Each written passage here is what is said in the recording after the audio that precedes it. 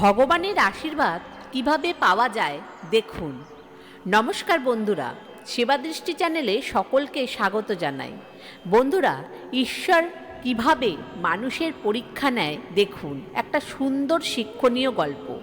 আশা করছি এই গল্পটা শুনে আপনাদের খুবই উপকারে আসবে, তাই আমার কথাগুলো মনোযোগ সহকারে শুনুন। তাহলে চলুন শুরু করা যাক। একবার ভগবান নারায়ণ এবং মাতা লক্ষ্মী দুজনে মিলে শীতের ঋতুতে প্রবল বৃষ্টির সন্ধ্যায় এক গরিব বৃদ্ধ এবং বৃদ্ধ মহিলার রূপ ধরে মানুষের পরীক্ষা নেওয়ার জন্য মর্তে আসেন। পৃথিবীতে এসে তারা শহরের এক ধনী বণিকের বাড়ির দরজায় ধাক্কা দেয়। সেই শেঠজি দরজা খুলে তাদের দেখে রেগে গিয়ে বলল, আরে, কাদা মাখা পায়ে এসে পুরো বারান্দা কাদা ছড়িয়ে দিয়েছ, যাও এখান থেকে। তখন ওই বৃদ্ধ দম্পতি বলল, এত রাত্রে আমরা কোথায় যাব? বৃদ্ধা আর্জি করে বললেন, আমরা যে ঠান্ডায় মরে যাচ্ছি, আমাদের আজ রাতটা থাকার জন্য একটু জায়গা দিন না, ভোর হলেই চলে যাব। কিন্তু ওই শেঠজি এরপরেও তাদের মুখের উপর দরজা বন্ধ করে দিল। সেই বৃদ্ধ দেখতে পেল শেঠের প্রাসাদের পাশেই একটা জরাজীর্ণ একটা বাড়ি রয়েছে। তার ভাঙা দরজা থেকে প্রদীপের আলোর রশ্মি দেখা যাচ্ছিল। শীতের রাত। তখন বৃদ্ধ বৃদ্ধাকে বলল, চলো আমরা ওই বাড়িতেই আশ্রয় নিই। তখন বৃদ্ধা বলল, এত ধনী যখন তার নিজের বাড়িতেই জায়গা দিল না, এই গরিব আর কি দেবে? আর থাকার জায়গা পেলেও এই কাপড়ে থাকলে তো মরে যেতে হবে। বৃদ্ধ বলল, যাই ঘটুক না কেন, একবার গিয়েই তো দেখি। একবার গিয়ে তারা ঘরের দরজায় টোকা দিল আর বলল, বাড়িতে কি কেউ আছেন? খানিক বাদে একটি মহিলা তার হাতে একটি বাতি ধরে পুরনো এবং ছেঁড়া কাপড় পরে দরজায় খুলছে। দুজনের অবস্থা দেখা মাত্রই সে বলে উঠল, তোমরা যে পুরো ভিজে গেছো, এই অবস্থায় এই অন্ধকার রাত্রে কোথায় ঘুরে বেড়াচ্ছ? এসো এসো, ঘরে এসো। তিনি তাদের ঘরের ভিতরে ওই দুজনকে নিয়ে গেলেন। তাদের ছোট্ট ঘরের ভিতরে একটা ভাঙা খাট ছিল। সেই খাট খালি করার পর ওই দম্পতিকে ওখানে বসতে বলল। তখন ওদের কাপড় দিয়ে টপ টপ করে জল পড়ছে। ঘরটা প্রায় জলে ভেজা হয়ে গেল। মহিলাটি কোনো চিন্তা না করেই আঁচে আগুন জ্বালিয়ে দিয়ে তাদেরকে বলল শরীর গরম করতে। তারপর আলনা থেকে দুটো পুরনো ও ধোয়া কাপড় এনে বলল, বাবা, তোমাদের ভেজা কাপড়গুলো খুলে তাড়াতাড়ি এটা পরে নাও, না হলে তোমাদের ঠান্ডা লেগে যাবে। কি আর করব বলো, আমরা যে বড় গরিব, এই পুরনো কাপড়েই যে আমাদের বাস করতে হয়। তোমরা এই ভিজে কাপড়গুলো আমাকে দিয়ে দাও, আমি এইগুলো টাঙিয়ে দিচ্ছি, তাহলে তাড়াতাড়ি শুকিয়ে যাবে। তারা পোশাক পরিবর্তন করার পরে সে রান্নাঘরে গিয়ে দুটি থালায় তরকারি আর বাজরার রুটি এনে তাদেরকে খেতে দিল। আর বৃদ্ধাকে বললেন, মা, আজ আমার বাড়ির এটাই ভগবানের প্রসাদ। আমি খুবই দুঃখিত যে বাড়িতে দুধ, ঘি, চিনি কিছুই নেই। এটা শুনে বৃদ্ধ দম্পতি দুজনের দিকে মুখ চাওয়াচাই করে। খাবার সময় সেই বৃদ্ধ দম্পতি খুব খুশি হয়ে খাবার খেতে থাকে। কিছুক্ষণ পরে মহিলার স্বামী বাড়ি ফিরে আসে। সেই দরিদ্র লোকটি কর্মসংস্থানে সারা দিন ঘোরাঘুরি করে ক্লান্ত হয়ে বাড়ি ফিরছিল। সেই অতিথিদের খাওয়ানোর পরে তার স্বামীকে সব বলল। স্বামীও শুনে খুব খুশি হলো। তাদের খাওয়া দাওয়ার পর ওই মহিলা তাদেরকে বিছানা করে দিয়ে তাদেরকে শুয়ে দিল। তারপর তারা স্বামী স্ত্রী ছেঁড়া কম্বল গায়ে দিয়ে মাটির মেঝেতে বিছানা করে শুয়ে পড়ল। ভোরবেলা বৃষ্টি থামলে সে বৃদ্ধ দম্পতি চলে যেতে লাগলেন।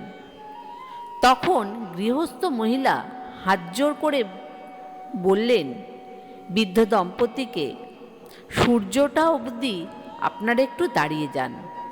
তারপর ওই মহিলা ঘরে থাকা কিছু আটা দিয়ে রুটি বানিয়ে তাদের বললেন, আমরা গরিব, তাই আমাদের যেভাবে অতিথি সেবা করা উচিত ছিল তা আমরা করতে পারিনি। আশা করি আপনারা আমাকে ক্ষমা করবেন। তখন বৃদ্ধরূপী নারায়ণ বলল, মা, তুমি আমাদের গরিব মানুষদের জন্য যেভাবে সেবা করেছ তার ফল ঈশ্বর অবশ্যই তোমাকে দেবে। আজ তুমি যা ছুঁয়ে দেখবে সেটি সারা দিন খালি থাকবে না। এই কথা বলে সেখান থেকে তারা চলে গেলেন। তারা চলে যাবার পর মহিলার মনে পড়ল রান্নার পাত্র পরিষ্কার করার কথা। রান্নার পাত্রটা হাতে নিতেই সে অবাক হয়ে যায়। সেই পাত্রটা স্বর্ণমুদ্রায় ভরে গেল। সে যখন পাত্রটি উল্টে দিল, কিন্তু পাত্রটি আবার ভরে গেল। সেই স্বর্ণমুদ্রাকে রেখে অন্য আরেকটি পাত্র ভরে গেল। সেদিন তার সারা ঘর স্বর্ণমুদ্রায় ভরে গেল। এরপর ওর স্বামী সেই মুদ্রা বিক্রি করে একটি ভালো বাড়ি কিনে নেয় এবং একটা কাপড়ের দোকানও খুলে ফেলল এবং সুখে সংসার করতে লাগলো। তাদের জীবনে অভাব বলে আর কিছু থাকলো না। এরপর সেই বণিক যখন খবর পেল তার প্রতিবেশী এক রাতে ধনী হয়ে গেছে, তখন ওই মহিলা ও তার স্বামীকে ডেকে কারণ জানতে চাইলেন। তখন মহিলাটি খুব সরলভাবে পুরো ঘটনাটি বললেন। এখন শেঠ ও তার স্ত্রী সারা দিন চিন্তা করতে লাগলেন, তারা যদি কোনোভাবে ওই দম্পতিকে পেয়ে যান তাহলে তারাও অনেক সম্পদ পাবে। ঈশ্বর মানুষের মনের চিন্তা খুব তাড়াতাড়ি বুঝতে পেরে যায়। বেশ কিছুদিন পর একদিন রাতে যখন প্রবল বৃষ্টি হচ্ছিল, সেই রাতে সেই একই দম্পতি আবার তাদের দরজায় এসে দাঁড়ায়। দরজা খটখট আওয়াজ পেয়ে শেঠ দরজায় উকি দিয়ে দেখলেন এবং তাদের চিনতেও পারলেন। দ্রুত তার স্ত্রীকে দিয়ে তাদেরকে আনতে পাঠালেন। বিদ্যুতের সুইচ অফ করে একটি বাতি নিয়ে তার স্ত্রী মিথ্যে দয়া দেখিয়ে বললেন, তোমরা তো ভিজে গেছো, এই অবস্থায় থাকলে তো ঠান্ডা লেগে যাবে, এসো এসো, ভেতরে এসো। তারা সবচেয়ে ভাঙা খাটের উপরে বসতে দিলেন তাদেরকে। বাড়িতে অনেক ভালো গরম কাপড় থাকলেও তার স্ত্রী তাদের ছেঁড়া কাপড় বের করে দিলেন তাদের পরার জন্য। বলল, বাবা, এই সময় বাড়িতে এগুলোই ছিল, আমরা তো খুব গরিব, তাই এর থেকে ভালো কিছু দিতে পারিনি। এবং তাদের জিজ্ঞাসা না করেই সবচেয়ে পুরনো প্লেটে শাক আর বাজরা রুটি নিয়ে এলেন। খাওয়ানোর পরে তাদের খাটে শুতে দিল। এরপর শেঠ ও তার স্ত্রী দুটি ছেঁড়া কম্বল এনে ওই ঘরের নিচে গদি বিছিয়ে মেঝেতে শুয়ে পড়ল, যেমনটা ওই গরিব দম্পতি করেছিল। ভোরবেলা ওই বৃদ্ধ দম্পতি যখন চলে যেতে লাগলেন, তখন শেঠজির স্ত্রী ছোলা পিষে রুটি বানিয়ে দিয়ে বললেন, মা, আমরা তো খুব গরিব, তোমাদের ঠিকমতো সেবা করতে পারিনি। আমি আশা করি আপনি আমাকে ক্ষমা করে দেবেন। এই কথা শুনে বৃদ্ধ দম্পতি বললেন, তুমি আমাদের যেভাবে সেবা করেছ প্রভু তোমাকে সেভাবেই ফল দেবে।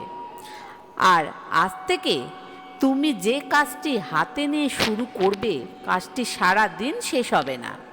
এই বলে সেই দম্পতি সেখান থেকে চলে গেল। তারা চলে যাবার পর সাথে সাথে শেঠজি আর শেঠজির স্ত্রীর মধ্যে তুমুল ঝগড়া হতে লাগলো। কারণ শেঠজি চেয়েছিল পাত্রটি আগে সে খুলবে, আবার তার শেঠজির স্ত্রী চেয়েছিল সে পাত্রটি খুলবে। এর জন্য তাদের মধ্যে ঝগড়া লেগে গেল। কারণ আগের দম্পতি রান্নার হাঁড়ির মধ্যেই স্বর্ণমুদ্রা পেয়েছিল এবং তারা একসাথে লোভে পড়ে পাত্রটি দুজনেই ধরে ফেলল। সঙ্গে সঙ্গে সেই পাত্র হাত থেকে পড়ে ভেঙে গেল, আর সেই হাঁড়ি ভেঙে ঘরে চারদিকে শাক ছড়িয়ে গেল। এরপর শেঠজি স্ত্রী হাতে ঝাড়ু নিয়ে ঘর পরিষ্কার করতে লাগলো, আর যেই ঘর পরিষ্কার করে উঠল, আবার সেই ঘরে চারদিকে শাক ছড়িয়ে পড়ল। আর সে সকাল থেকে সন্ধে পর্যন্ত শাকের ঘর খালি পরিষ্কারই করতে লাগলো। পরিষ্কার আর হচ্ছে না, কারণ মা লক্ষ্মী বলেছিল, আজ তোমার হাত দিয়ে যে কাজ শুরু করবে সেটা সারা দিনেও শেষ হবে না। সুতরাং যাই হচ্ছে হোক না কেন, যার যেটা পাওয়ার তাকে ভগবান সেটাই দেবে। অধিকাংশই মানুষ আমরা যেটা চাই সেটা না পেয়ে হতাশা হয়ে পড়ি, আর ভাবি কেন আমরা পাচ্ছি না। আমরা এত পরিশ্রম করছি, কিন্তু আমরা জানি না কেন আমরা এটা পাচ্ছি না। আমাদের কি প্রাপ্য সেটা ঈশ্বর জানেন, তিনি ঠিক করেন, তিনি যাকে যেটা দেওয়ার সেটাই দেবেন। তাই বন্ধুরা, বেশি চাহিদা মনের মধ্যে পুষে রাখবেন না, পুরোটাই ঈশ্বরের উপর ছেড়ে দিন। তিনি যেটা দেবেন সেটা বুঝেই দেবেন। তাই বন্ধুরা, আজ এই পর্যন্ত। আমার কথাগুলো ভালো লাগলে অবশ্যই কমেন্ট করে জানাবেন, আর যারা এই চ্যানেলে নতুন তাদের কাছে আমার একটা অনুরোধ, এই চ্যানেলটিকে সাবস্ক্রাইব করবেন এবং বেল বাটন প্রেস করবেন, যাতে এরকম নতুন নতুন তথ্যকথা নোটিফিকেশান পেতে। আর শেয়ার করে নেবেন আপনজনের সঙ্গে, আর কমেন্টে জয় মা লক্ষ্মী প্রভু নারায়ণ লিখতে ভুলবেন না। ধন্যবাদ।